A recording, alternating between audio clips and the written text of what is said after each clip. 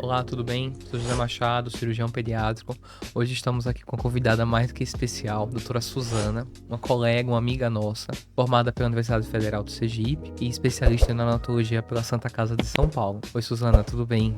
Oi, José. É uma honra estar aqui hoje com o José, colega de faculdade do período de residência na Santa Casa, né? E é um prazer estar aqui. Obrigada pelo convite. Muito obrigado por ter vindo. Suzana, hoje é para falar de um tema que é o seu dia a dia, que é prematuro. O que eu queria falar hoje, eu queria deixar claro, é qual a diferença. Por que que o prematuro tem que ter um cuidado especial? O que é que diferencia um prematuro de um bebê a termo, de um bebê maior, de um lactante ou até de uma criança maior? Qual é a diferença? Qual que é que torna um prematuro especial? É um tema que eu amo, falar de prematuro, né? Eu sou apaixonada pelos pequenininhos. Amo a neonatologia como um todo, mas os pequenininhos, os menores têm todo o meu coração.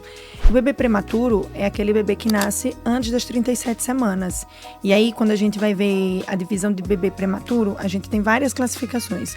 Aí depende do peso, depende da idade gestacional. Então, a gente fala que quanto menor o peso e menor a idade gestacional, a gente tem que lembrar que ele tem doenças, patologias diferentes quando você compara com os maiores. E a gente não pode jamais dizer que um bebê prematuro é apenas uma criança menor. Tem que lembrar que ele tem órgãos e estruturas imaturas. Então, o pulmão dele é imaturo, o coração dele é imaturo, o intestino dele é imaturo, o aparelho digestivo é imaturo, o cérebro é imaturo. Ainda não se desenvolveu. Exatamente, tudo muito não pequenininho. Imaturo, não atingiu a idade correta antes do nascimento. Não atingiu o desenvolvimento. Exato. Não tá ainda completo, né? Não tá ainda completo. E por conta disso merece uns cuidados especial. Isso. Tanto da parte clínica, às vezes com medicação, às vezes com tratamento, como da parte cirúrgica. Isso. Uma cirurgia de um bebê prematuro é totalmente diferente da cirurgia de um bebê a termo. Por quê? Porque o pós-operatório, as consequências pós-operatórias, as evoluções pós-operatórias são diferentes. É um bebê que vai se comportar diferente na anestesia, é um bebê que vai se comportar diferente durante o pós-operatório. Então é por isso que é importante o cuidado do prematuro ser um cuidado diferenciado. Não só o paciente cirúrgico, mas também um paciente que não precisa de cirurgia, um paciente clínico. Tem que ter uma neonatologista, uma enfermagem, uma físio adequada.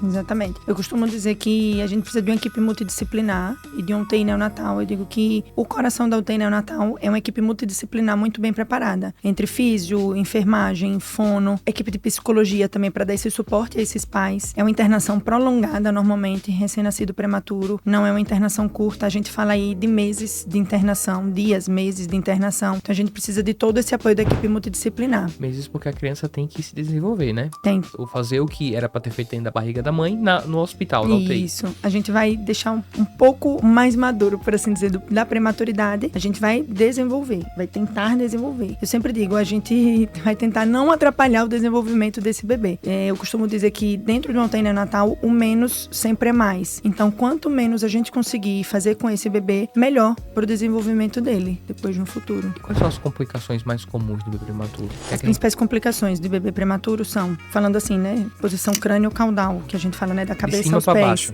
Da cabeça aos pés. Então, hemorragia perintraventricular, que é sangramento do cérebro do bebê, retinopatia da prematuridade, quando a gente faz lesão de fundo de olho. Parte pulmonar, esses bebês podem vir a ser broncodisplásicos, que é quando a gente tem essa dependência a mais de oxigênio num pulmão imaturo, a gente deixa um pulmão doente, por assim dizer. É um pulmão que não consegue, precisa de mais oxigênio para conseguir fazer a troca, e por conta disso ele tem uma certa dificuldade de sair do catetezinho de oxigênio. Ele precisa de mais cuidados também para isso, e quando a gente vai, por exemplo, vai dar alta para esse bebê prematuro que ele tem broncodisplasia, a gente fala para a mãe, olha, cuidado para ele evitar infecções virais. Ele tem tendência a ter infecções virais mais graves do que outro bebê que não passou por esse período dessa prematuridade, né? Da parte do coração, a gente pode ter cardiopatias congênitas, que o bebê já nasce, ou a persistência do canal arterial. É quando esse canalzinho ele não fecha. Normalmente esse canal nos bebês maiores, ele já fecha assim que o bebê nasce. Quando ele é prematuro, esse canal fica aberto ainda durante um período. O canal é importante para a vascularização dentro da barriga, do feto com a placenta. Então, quando ele nasce, a tendência é fechar para o coração bater sozinho. Isso. Só que como ele é prematuro, ele não deu tempo de fechar. Não deu tempo de fechar. Então vai ter suas consequências, Tem né? suas consequências. Falando junto do canal arterial, quando a gente tem esse canal aberto, aí já junta na nossa patologia, que também muitas vezes vira patologia cirúrgica, esse sangue, ao invés de ir para o corpinho do bebê, ele costuma voltar sempre para o pulmão. Então, isso faz com que esse pulmão, que também já é prematuro, tenda a ficar um pouquinho mais cheio de líquido, ajudando a causar o que a gente chama de broncodisplasia no futuro. E esse sangue do canal arterial, que era para passar pro resto do corpinho, que também ia pro intestino, e acaba que não passa. Então eu tenho um intestino que também sofre. Então falando da parte intestinal, esse bebê pode vir até o que a gente chama de enterocolite necrotizante. Que a gente já falou aqui algumas vezes também, né? O que a doutora, fazendo palavras mais simples.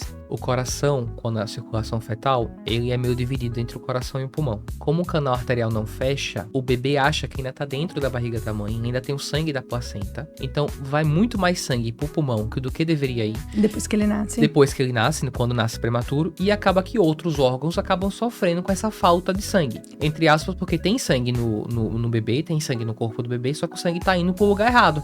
Isso. E acaba sofrendo. E quem sofre mais é o intestino, porque é um órgão mais sensível. E vamos dizer assim, que é o órgão que dá pra aguentar mais. Porque o rim precisa, o cérebro vai precisar, o coração vai precisar. Então o corpo já entende e vamos deixar o intestino com um pouco menos de sangue. E aí que pode vir a enterocolite, que é uma falta, uma inflamação e infecção no intestino, que pode vir a perfurar e pode vir a precisar de cirurgia. A ideia dessa conversa é só pra dizer que assim, o bebê prematuro é um bebê que é potencialmente grave, é um bebê que precisa de cuidados, e o ideal é que não seja prematuro. Exatamente. Então, sempre que conseguir, sempre que for possível, prorrogar a gestação o máximo que der, até chegar perto das 37, é melhor para o bebê. É muito melhor para o bebê. E para isso, é importantíssimo o quê? O pré-natal. Um pré-natal. A gente sempre fala que o segredo para evitar prematuridade é um pré-natal bem feito. Um acompanhamento de pré-natal muito bem feito. Com a equipe de obstetrícia, enfermagem. Hoje a gente também tem equipe de fisiopélvica que também ajuda muito a gente, né? Então, quanto mais você tem essa equipe e um pré-natal muito bem feito para tratamento de patologias, de problemas que a mãe vem a ter, como pressão alta, diabetes gestacional, que às vezes, por descompensação desses quadros, a mãe tem que interromper a gravidez antes. Quando você tem um trabalho de parto prematuro também, ela procurar uma maternidade especializada com suporte de UTI neonatal, tem que lembrar disso, porque quando o bebê já nasce num centro especializado, que já tem UTI neonatal, contando dessa equipe que a gente falou, outro tratamento. Uma coisa assim, um bebê prematuro, que você estou entrando em trabalho de parto. Tem uma opção de ir para uma maternidade grande, por exemplo, aqui em Aracaju, a Nossa Senhora de Lourdes, ou eu tenho a opção, vou ficar aqui no interior mesmo e depois transfere. Não, se você consegue ir para um centro maior, é muito melhor para o bebê ir para um centro maior. Isso. Uma coisa que é muito, muito gritante na patologia cirúrgica, né, sempre acabo puxando a sardinha pro meu lado, é na gastrosquise, que é quando o bebê nasce sem o fechamento da parede abdominal. Então a parede abdominal não fecha, o intestino acaba ficando para fora. Também acho que a gente já falou disso aqui. Na gastrosquise, quando o bebê nasce num centro especialista que tem neonatologia e cirurgião pediátrico, o índice de sucesso pós-operatório é de 50% a 70% de vezes maior do que o índice quando ele não nasce. Por quê? Porque quando o bebê nasce e esse tempo entre o nascimento e a cirurgia vai passando, a cada hora que se passa, aumenta 10% a chance do bebê vir a falecer. Então, se passou do nascimento até a cirurgia 5 horas, o bebê já tem 50% de chance a mais, não é 50% de chance, é 50% de chance a mais de vir a falecer. Então é importante isso. É importante você fazer o pré-natal, saber se o filho tem alguma patologia cirúrgica ou não e procurar o melhor tratamento, o melhor atendimento possível para ele. Aqui na capital, só para reforçar, a gente tem o Santa Isabel, a Nossa Senhora de Lourdes e a Lourdes Nogueira. A Lourdes Nogueira. Para as mães procurarem, no serviço particular a gente tem a Santa Helena, né, de serviço particular. Também tem a maternidade da Vida. Isso aí que o José falou, da importância de você já nascer num centro especializado. Você já tem a equipe para dar o suporte, tanto de centro cirúrgico, anestesista, como uma equipe de retaguarda, que seria a equipe quando esse bebê vai precisar de UTI, né, no pós-operatório. Porque a gente tem que lembrar, não é um micro adulto, não é um bebê pequeno,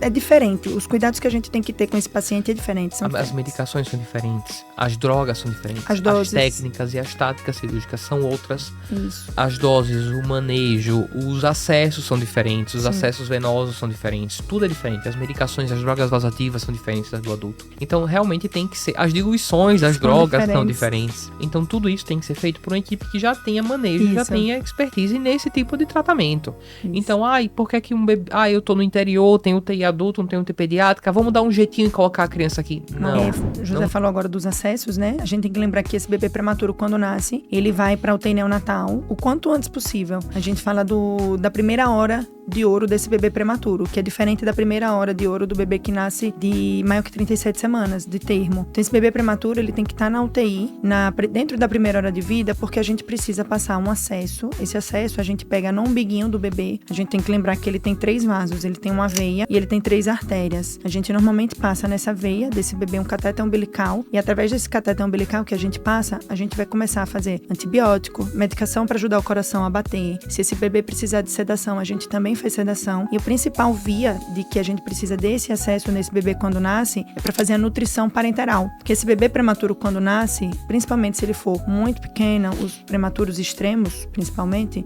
os extremos baixos pesos, eles ficam em jejum nessas primeiras horas de vida. Porque eles não conseguem comer. Não. Eles não têm a deglutição e o intestino dele ainda não tá no intestino que consegue absorver. Então o intestino não tem condições ainda de funcionar. É um intestino imaturo. Imaturo. Que a gente fala. É E aí a gente... prematuro. Prematuro, é. E a gente precisa passar esse acesso para nutrir esse bebê, para fazer o que a gente chama da nutrição parenteral. E essa nutrição parenteral, idealmente, ela tem que começar na primeira hora de vida desse bebê, assim que ele nasce. A gente chama que eles são uma emergência nutricional, os prematuros extremos e os extremos baixos pesos. Porque quando a gente desliga esse bebê do cordão umbilical da mãe, para de vir um aporte de proteína, para de vir um aporte de glicose para esse bebê. E aí, quanto mais tempo você demora, maior a chance de mortalidade desse bebê. Por isso, da importância, de novo reforçando, da gente estar num centro com a equipe de UTI neonatal. Lembrar que esse acesso, normalmente, a gente deixa no umbigo do bebê em torno de 7 dias, no máximo até 10 dias. E depois a gente conta com a equipe multidisciplinar para passagem de pique nesse nosso bebê. Ou de acesso venoso. Ou de acesso venoso,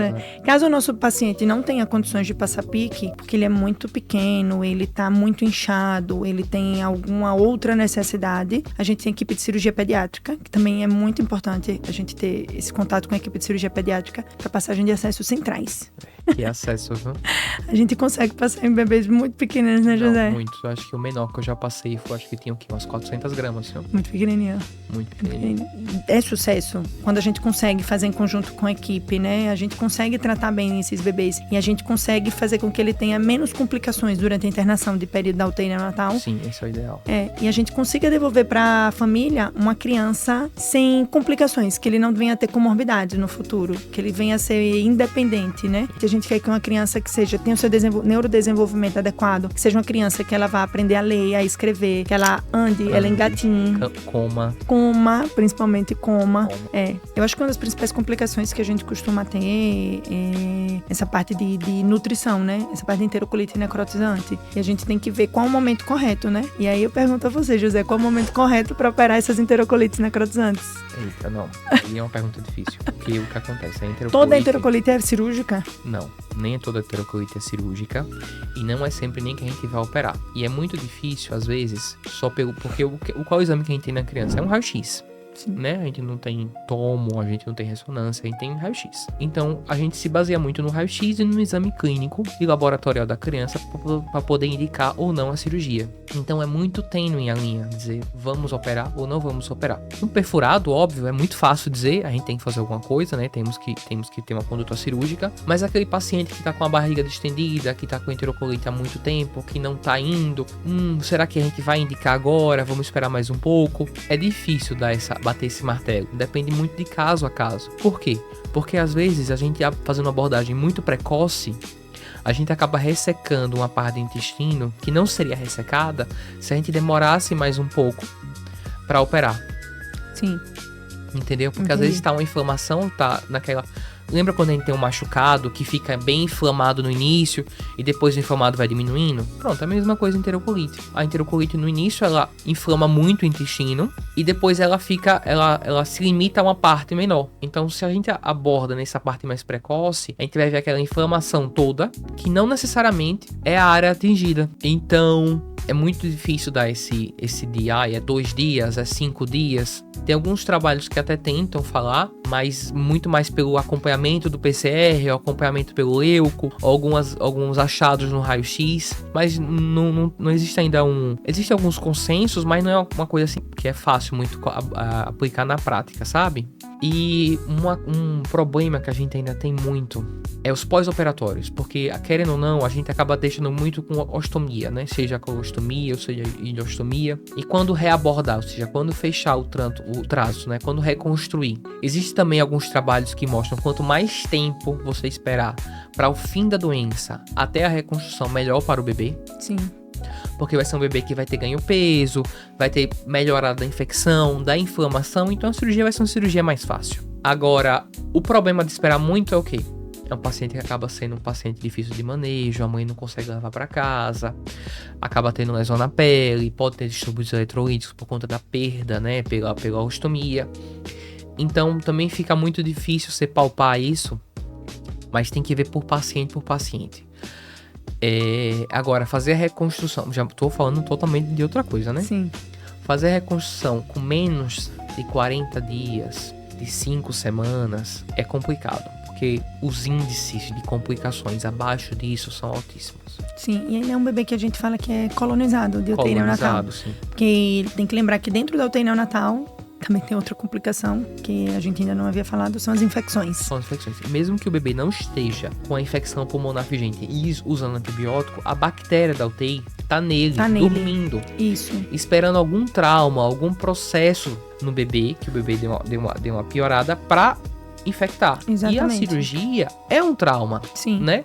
Sim. Você tem um trauma, por mais que seja um trauma controlado e um trauma planejado, o corpo do bebê não sabe que ele vai ser operado, então é um trauma. Sim. Então é o trauma que essa bactéria pode estar esperando para vir a infeccionar. Sim. Então é muito importante a gente ter esse tempo de descolonização pensando numa futura abordagem. E outra coisa que eu ia perguntar, José, toda enterocolite que perfurou, vocês precisam operar naquele momento ou a gente pode esperar um pouquinho o paciente estabilizar? Também é uma pergunta difícil. Existem alguns protocolos americanos que eles abordam todo mundo. O americano, ele é muito mais agressivo. Esses protocolos americanos mostraram que uma abordagem precoce, principalmente de bebê prematuro e baixo peso eu digo assim, menos de 1,8 kg, 2 kg, mostrou um índice de mortalidade aumentado. Então, se você perfurou, vamos operar, a chance desse bebê morrer, às vezes, é maior do que perfurou, a gente drena, que tira o ar, o líquido, tudo da barriga, espera ele melhorar um pouco e opera. Normalmente os europeus fazem isso. Tem um protocolo francês muito bom, que eles esperam 48 horas para ver se vai indicar a cirurgia ou não. Olha só, então eles drenam bebê prematuro, baixo peso, esperam 48 horas, aí vai o cirurgião junto com a neonatologista, vamos esperar ou vamos abordar? Não, vamos esperar. E existe uma resolução de 20%, de 20 a 25%, sem precisar de cirurgia. Principalmente nesse bebê baixo peso. Os extremos eles conseguem cicatrizar sozinhos, sem precisar de cirurgia. Gente, que interessante. É muito melhor pro bebê, né? Muito melhor. É o que a gente fala de esperar o teto cirúrgico, né? De ter a estabilidade clínica do nosso paciente, né? A gente já teve alguns casos na Santa Casa, não sei se você lembra, que a gente não operou e o bebê fechou sozinho. E lembrar que a gente fala assim, pra evitar enterocolite necrotizante, quando a gente tem um banco de leite muito bom e efetivo, né? É completamente diferente, né? A importância do banco de leite. É extremamente importante. Por quê?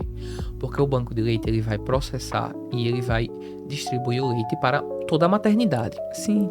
Então imagina você ter uma pessoa só para fazer tudo isso. Porque numa maternidade são 50 bebês que vão comer de 3 em 3 horas, dá quantas vezes por dia?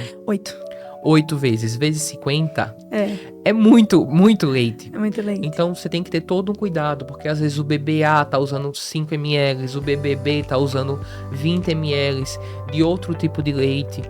Então você tem que ter muito cuidado, e esse cuidado no leite vai ser diretamente proporcional ao cuidado no intestino, que vai ser diretamente proporcional a ter enterocolite ou não. E lembrar que quando a gente tem, para evitar, né, a ideia do banco de leite também é o leite materno. Da gente reforçar que o leite materno para esses bebês prematuros, seja leite da própria mãe ou de mãe doadora, é importante para eles. É melhor do que a gente dar uma fórmula. Não, com certeza. Infantil. Por mais que hoje em dia esteja com muita tecnologia e tudo mais, a gente não conseguiu ainda fazer algo que seja igual ou superior ao leite materno. Não é nem superior, tô falando igual. Não existe nada igual ao leite materno.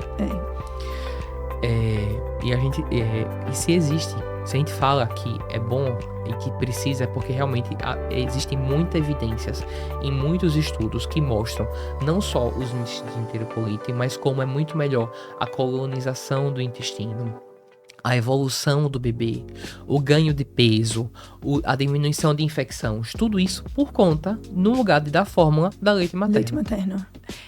Nesses bebês muito prematuros, que às vezes acabam ficando em jejum durante um período, a gente dá o que a gente chama de colostroterapia, que a gente bota no cantinho da boca do bebê, às vezes 0,1, 0,2 ml em cada canto da boca, e a ideia não é nutrir o bebê quando a gente faz a colostroterapia. A ideia da colostroterapia é a gente fazer o papel imunológico, que o leite materno dá para esse bebê. Você coloca uma gotinha. É uma gotinha. Meia gotinha de leite materno em cada boca, não só faz a parte imunológica, como também, querendo ou não, estimula um pouco a salivação do bebê, e essa salivação vai também fazer o estímulo de um trato intestinal. Para lembrar, olha, a comida vai de cima para baixo, vamos empurrar.